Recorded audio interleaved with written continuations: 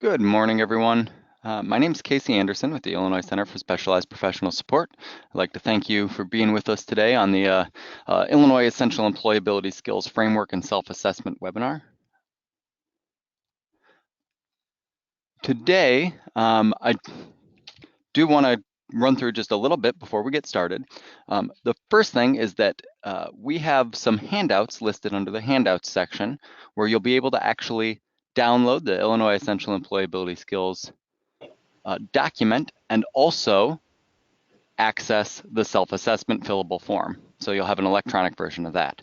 Additionally, we'll have time today to answer some questions, and that can be done one of two ways. You can either answer or enter questions into the question pane, and we'll read them out and then do our best to answer them for you.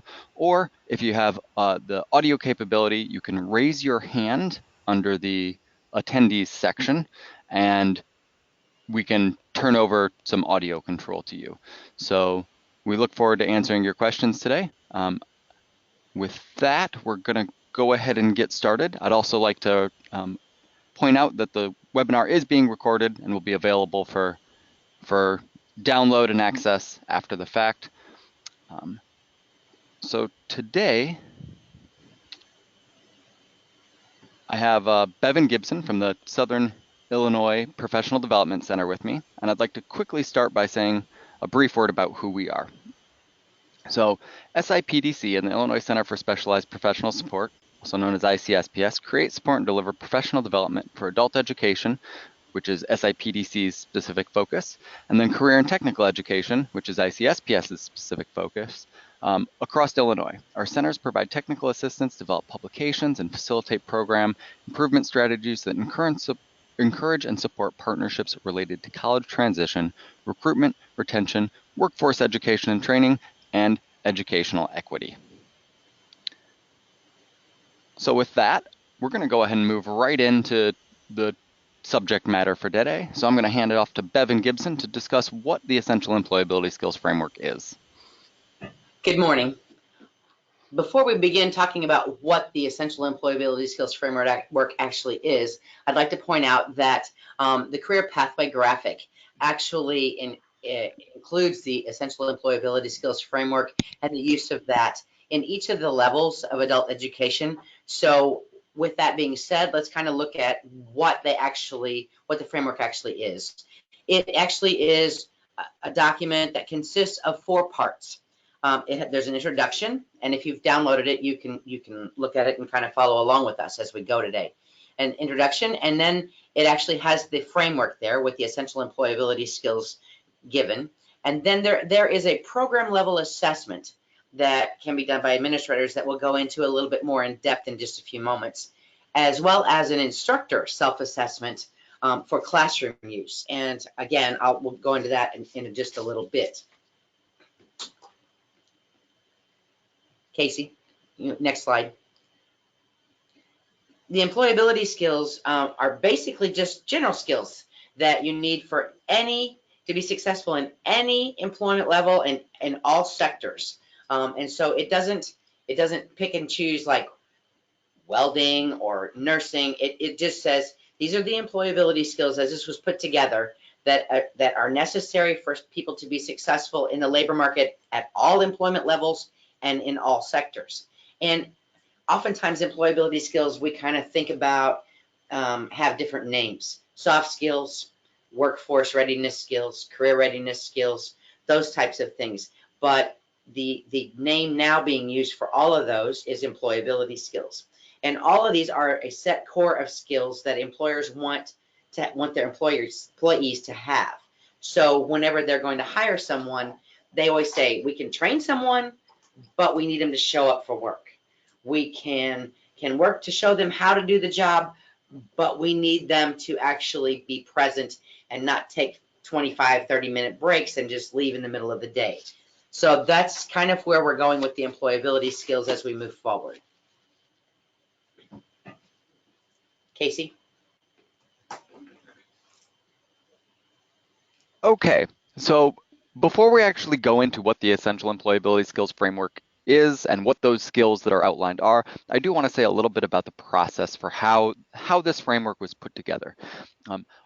The essential employability skills framework grew out of the uh, ICCB's workforce education strategic plan, and was created by bringing together stakeholders from all across Illinois related to business, education, state agencies, elected officials. We had chambers of commerce represented, and basically representatives for anyone who is responsible for or engaged in training people to gain employment or execute jobs effectively.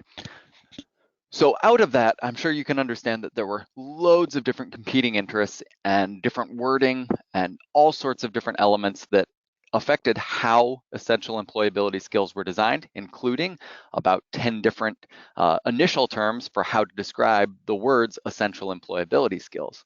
So what the committee designed was something that could, as Bevan said, be applied in all different sectors, and importantly, could be broken down both into topic areas and general behaviors, but also then specific actions that you could see as evidence that these employability skills were being executed in the job sites.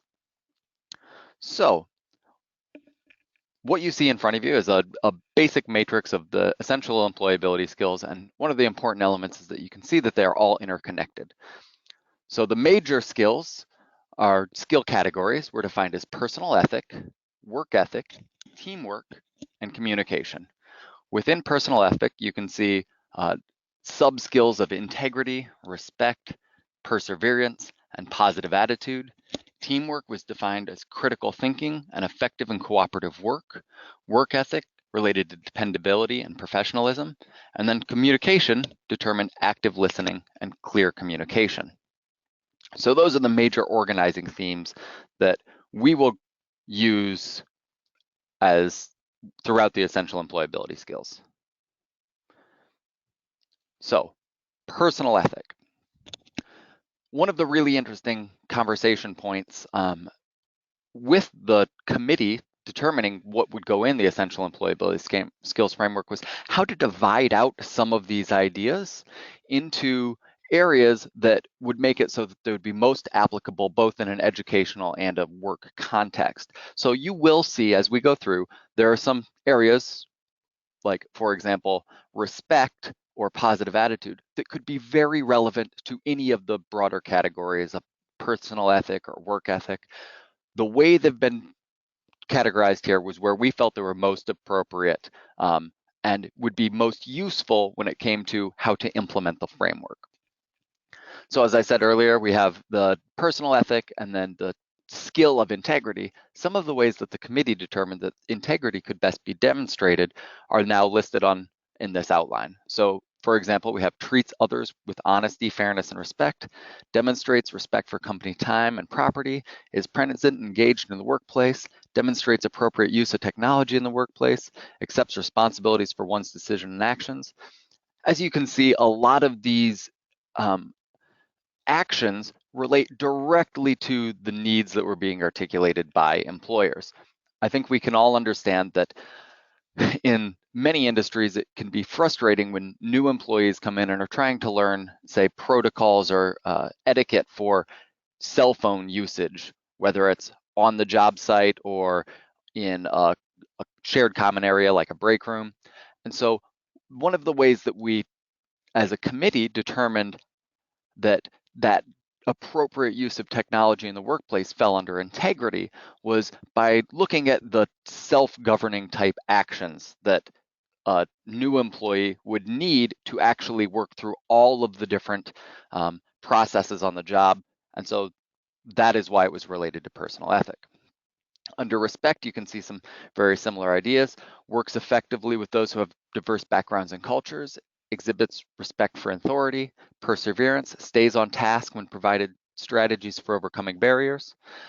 These ideas are all tying back together to that idea of the personal responsibility to conduct oneself appropriately on the job site.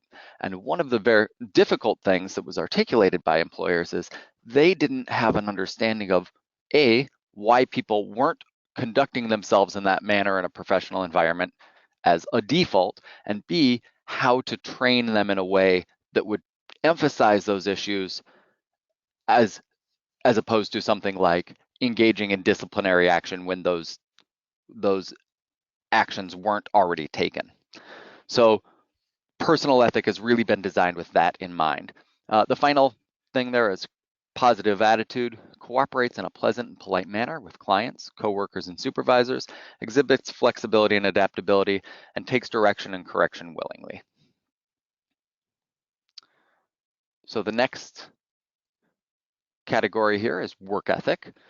Work ethic was divided into dependability, commitment, and professionalism. So under dependability, we have shows up on time and ready to work, fulfills obligations, completes assignments, and meets deadlines, behaves consistently and predictably, exhibits regular attendance, demonstrates minimum absenteeism, and communicates absenteeism with direct supervisors. I'm sure anyone working with employers has heard that one of the basic problems they're facing is they can't find warm bodies to fill the jobs who are then actually showing up on time, who are behaving in ways appropriate for the workplace. So obviously you can see some of the tie-ins with the personal ethic. But when we probed into that idea, it turns out that there was a lot more to it. Even if an employer is articulating that what they want is a warm body to fill the position, there's an assumption going that all of these work and personal ethic characteristics will actually already be demonstrated. So we really wanted to flush that out with the essential employability skills. Under commitment, we have desires to work effectively towards the employer's goals, takes the initiative in seeking new responsibilities, maintaining professional goals, and striving to exceed standards and expectations of their position. And then under professionalism, maintains a professional demeanor at work, demonstrates self-control by maintaining composure and keeping emotions in check, even in difficult situations, and exhibits professional appearance by dressing appropriately for the workplace and maintaining personal hygiene, and understands employers' objectives.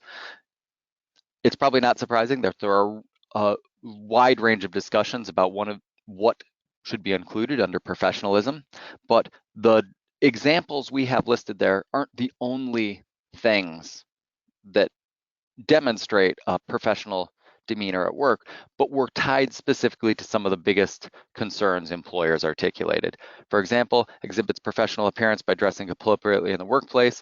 We had competing ideas of what that was for a workplace, obviously tied to different demands of different jobs. And so one of the difficulties in training is teaching the importance of understanding a work context and then meeting that specific contextual expectation. Okay. So our third category is communication. Under communication skills, we have active listening, demonstrates sound decision-making, exhibits problem-solving skills. Effective and cooperative work, demonstrates an ability to work effectively with others, is willing to ask questions and seek clarifications or guidance, and uses appropriate strategies and solution in dealing with conflicts, differences to maintain a smooth workflow. Obviously, the communication skills will tie directly into the next idea, which is going to be teamwork, but this is another area where it was really difficult to determine how some of these behaviors should really be categorized because communication was so important to all of the other different employability skills. So I hope by now you're already seeing some of these interconnected links, which will become really important when you get into some of the self-assessment elements. But for now, we can move on to teamwork. So teamwork. Under teamwork, we have critical thinking, demonstrates sound decision-making and exhibits problem-solving skills. And effective and cooperative work demonstrates the ability to work effectively with others, is willing to ask questions and seek clarification or guidance, uses appropriate strategies and solutions in dealing with conflict and differences to maintain a smooth workflow. The critical thinking element is something that came up over and over and over again. And the reason it was put under teamwork instead of, say, work ethic or personal ethic is because the ability to navigate the complex work structures that a new employee might not be used to was articulated by employers as one of the most difficult parts of critical thinking on a job site. They were very confident that the training that an employee would receive on how to actually execute functions at a job and do the work were needed to do could be trained by employers. It was this deeper level critical thinking of understanding how they fit into systems, where they belonged on teams, and knowing what was appropriate in navigating the hierarchy that was really hammered it as something that educators could really do to help prepare someone for the workplace. So that's why critical thinking came here under teamwork. So before we move on to the self-assessment for classroom and activities of work-based learning, Bevan, did you have anything you want to add here? And we can also briefly pause to see if there are any questions. No, I really don't have anything to add to this. I think that if the individuals actually address the employability skills in their classrooms in terms of critical thinking, in terms of using work groups within their classrooms, you can demonstrate teamwork, you can demonstrate critical thinking, you can demonstrate a lot of the communication skills that are here just by the manner and the way that you deliver instruction actually incorporates and kind of mimics the workplace as to what they would have to do in order to get along with others and be able to work with their coworkers in a group, in a team situation. Even if they're working on a factory line, that's still teamwork, because if one person drops the ball, then the next person can't do their job. So I think that if instructors just point those kinds of connections out to students as to what they're doing in class that can relay over into the workplace, I think that is key to actually incorporating the essential employability skills into the classroom. Excellent. And we did have one question that was submitted via email that relates directly to the ideas that we're talking about. And it's whether persons who don't have jobs or have very limited job skills, whether there's an expectation that they actually need these skills to gain employment. And unfortunately, one of the things that you will hear us allude to a lot is all the conflicting demands from the workforce.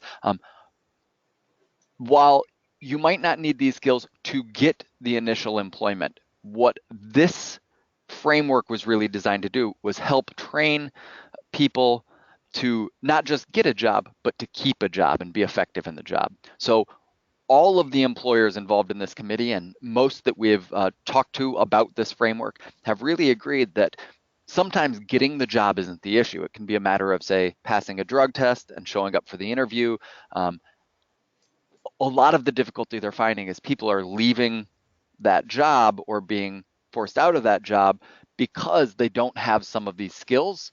And so if they came into the job with these skills, their retention rates would be higher, they'd have smoother careers.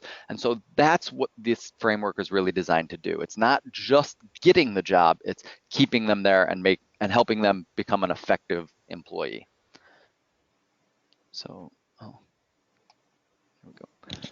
Okay, let's take a look at the self-assessment tool. And this slide automatically has jumped to section 3, but I want to just first address what the self-assessment tool has been designed to do. It is a resource to help programs to assess basically their alignment with the Illinois Essential Employability Skills Framework.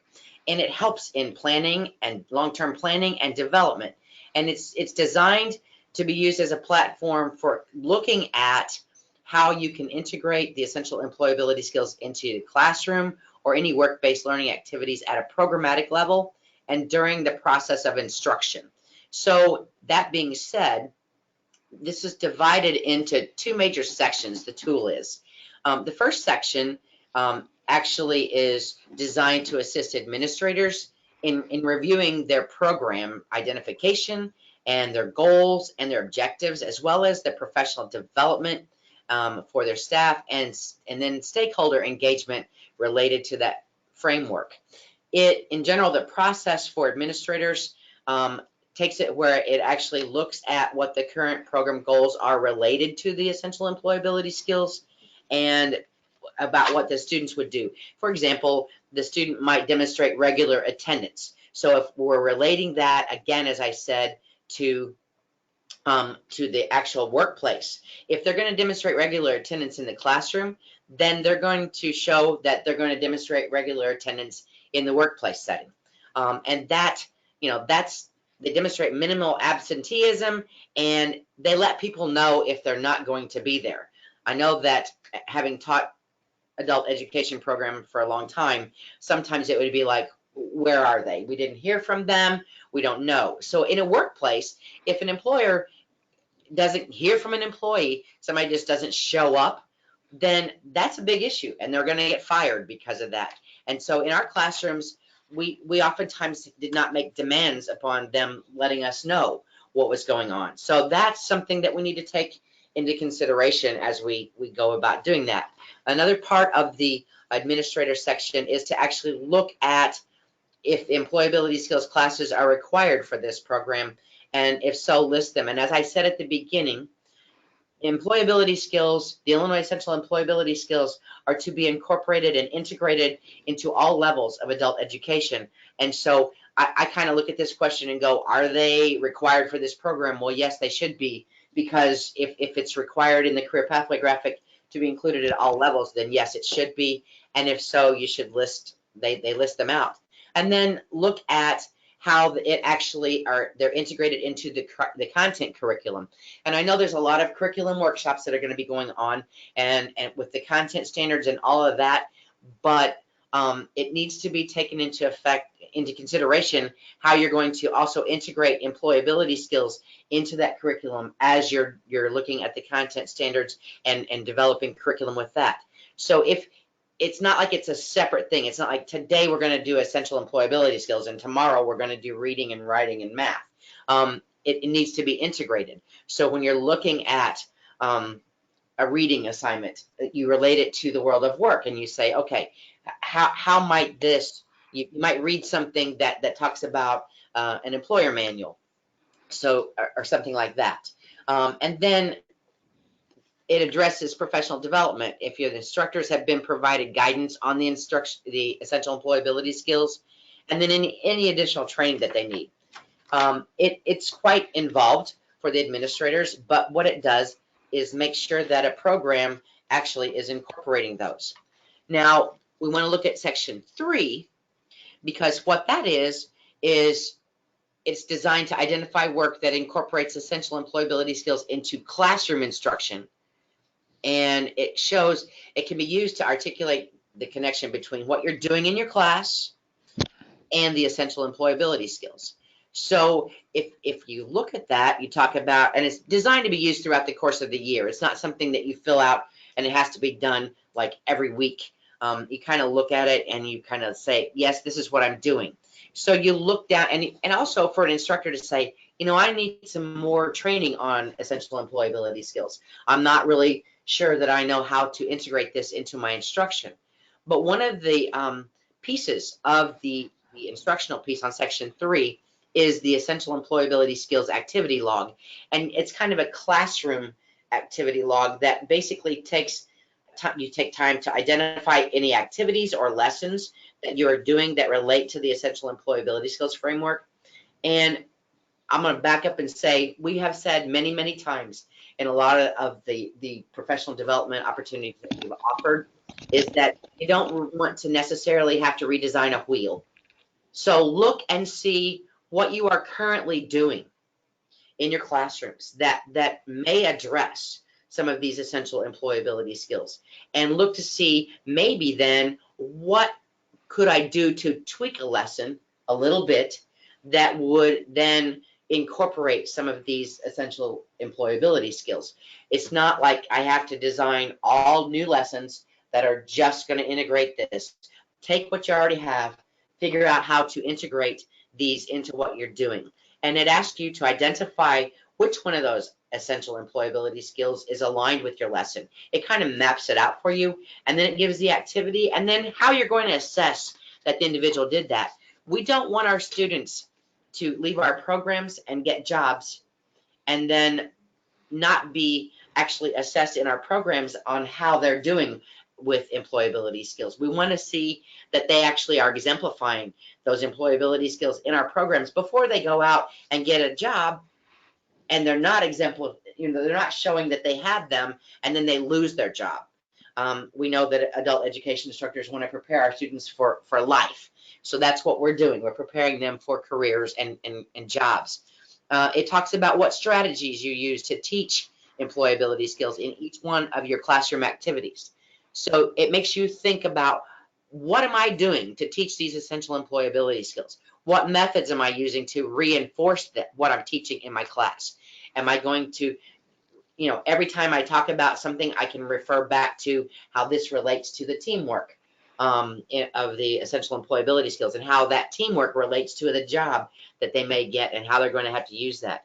And then essentially, it allows you a time to reflect on any changes that you might make in the future. And with those changes might be that you might possibly see that you need to have some additional training or professional development on those essential employability skills. So it's a great tool. In my world, I really think it's a really great tool that was developed by the committee that lets teachers use it as a guide to guide their instruction with incorporating these essential employability skills. So where can I find the Illinois Essential Employability Skills Framework? You can find it, you were given it as a handout, as a matter of fact, and as Casey said, the activity logs and things you actually have as a downloadable electronic version, which is great, that you could use for your classrooms. The framework has the fillable and printable forms, and if you, by some odd means, did not get this, or you lose it, or you want to share it with others, then it's available on the ICSPS website, and the URL is right there on this PowerPoint. And as Casey said, it's going to be recorded, so you can, if you don't have the PowerPoint, you didn't download the PowerPoint, you can always come back to the archived webinar and view this, and actually access the documents and the printable forms from there. And one additional thing that we haven't, that we didn't put up on the slide here is also, if you email ICSPS, which you'll have the email address and link in the invitations from all this, we can mail hard copies of this to you as well. We have printed a bunch of extras, and they are to be disseminated throughout the state. So if you'd like a physical copy that you don't want to just print off your printers, feel free to email us and we'll send those out to you. Okay. What I will tell you now is that we have actually worked with Illinois Worknet and their job skills guides. And if you've not ever gotten on the Illinois Worknet to look at their job skills guides, when you're talking about essential employability skills, those job skills guides are a great tool for you to use in your classrooms with your students, because it actually, we crosswalked the Illinois essential employability skills with their job skills guides. DCEO and Illinois Worknet asked us to do that, and so we did that. In Illinois Worknet Employment 101 is where those are found, those job skills guides. And it's a great instructional tool as well. So you can use those to actually help you to figure out how to incorporate these employability skills in your instruction. You need an Illinois Worknet account to access the Illinois Worknet. So it's not hard to do. All you have to do is go on and you can sign up, and it's not a problem. And the job skills guides, yes, yet again, are the piece where all of this is found within Employment 101. And we've included the actual URL here for the job skills guides, and you can access that. But once I said, again, you have to have a Worknet account in order to actually get through to that. We have some additional resources that are for you, and one of those is the North Carolina Employability Skills Resource Toolkit, which the URL is found here. It has a lot of good classroom information and classroom activities and things for you to use. The Transitions Continuum Flyer is also available at the SIPDC website. And you can look at that, see if there are additional professional development that you need in terms of employability skills. There's an entire thing on career development that actually has some of those pieces in there. The other additional resource is the NCTN Integrating Career Awareness Curriculum that can be found at their website. Okay, and wanted to let you know that oh, wait a minute. And then your lessons, basically, brainstorm what you do or what you could do to incorporate it into your instruction. That is one thing that we want you to think about. I want you to think about that right now, and then either raise your hand or enter it into the box. What is one thing that you currently do, or that you could do to incorporate the Illinois Essential Employability Skills into your classroom instruction. And the other thing is that when this is over with, you could use the activity log to write your lesson or activity in that and how it aligns to the Illinois Employability Skills framework. So you could use that activity log that is in your handout to actually start beginning this process of writing this down. But for right now, I wanted to give you an opportunity to actually brainstorm what you would do and enter something. If someone has something that they think that they're currently doing that addresses these employability skills, or something that they could do, please enter it into the chat box or raise your hand. And while you're doing that, I'll let you know that the webinar overviewing Employment 101 is also archived on the ICCB PD portal. Because we talked about the fact that you had Employment 101. We did a webinar the other day on Friday that was Employment 101, and it's archived on the ICCB PD portal if you would like to go and look a little further into Employment 101 to see what's available. So do we have someone that wants to add something? Okay. Christina Hutchison says that they relate class attendance to working hours. Very good. Like I said, that's one thing. They need to be there. They have to do time cards. They have to punch a time clock. So it's great to start making them think that I have to be here. I clock in. I do this. We had one instructor that actually did it. So it was like you earn your break, or you earn whatever if you clock in enough hours. This is what you have to do for the week. You know, and it kind of behooves us as well when we're talking about pre and post testing for relating how many hours they have to be there. So we start doing those kinds of things. Anyone else have anything to add?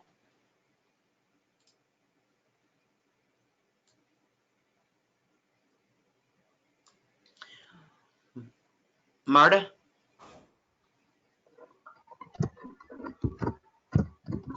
Marta, you're on speakerphone. You're unmuted. You can go ahead and talk.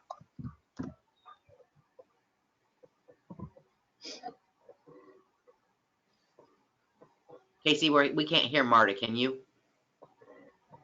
No, I can't.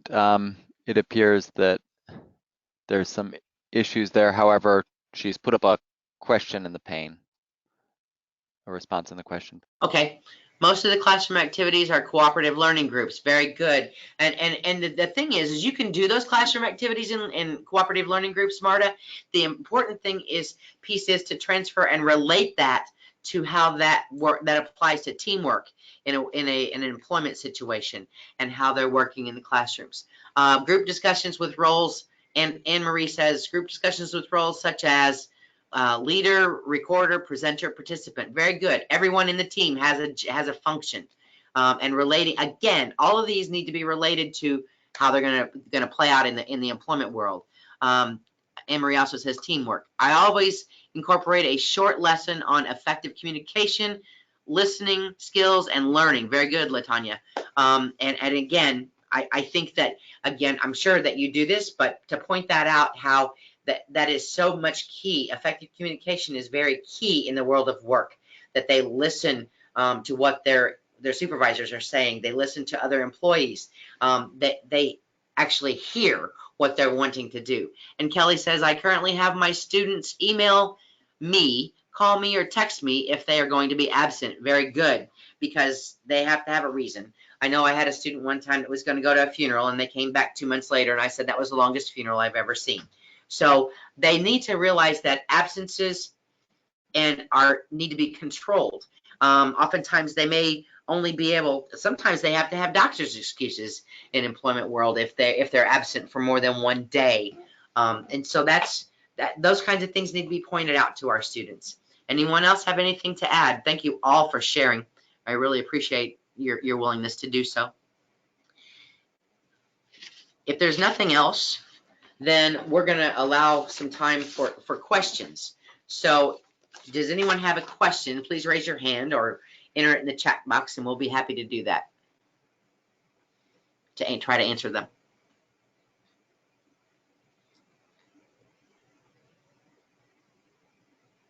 Anne-Marie, you have a question? Okay.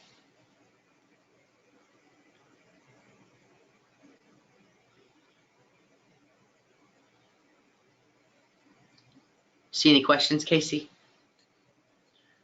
No, I have nothing additional added. Okay. If there are no questions, we might give you a couple minutes in case you, but please raise your hand if you have a question, and then we'll allow time for you to enter it in the chat box. If there are no additional questions, if you are an ICCB funded adult education program individual, you will gain 1 hour of professional development credit for this webinar. Please give us a few days to receive your professional development certificate in your email. It will come from P. Wellen. If you don't see it by Wednesday, please check your spam, as sometimes it ends up there. It comes from SIUE.